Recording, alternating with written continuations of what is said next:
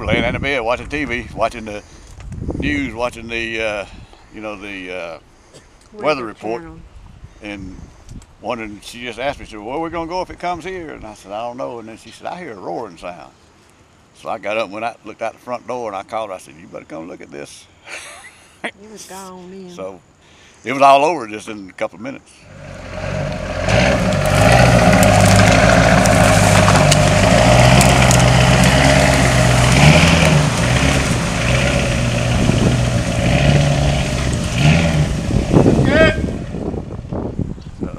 Twisted tops out of the trees and moved all this stuff. Some of it's even clean on the other side of the driveway.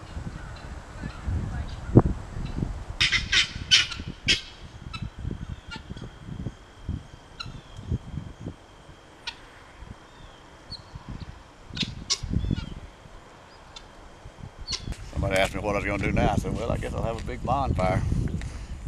Bring your wieners and your marshmallows and you come home, because I got a lot of stuff got to get rid of now."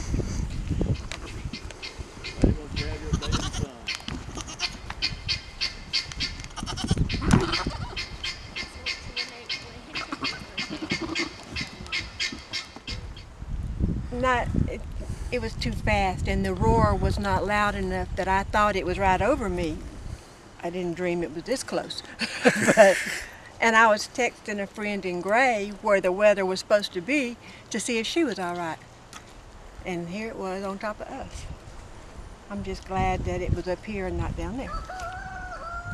We're lucky it was up here and not down there.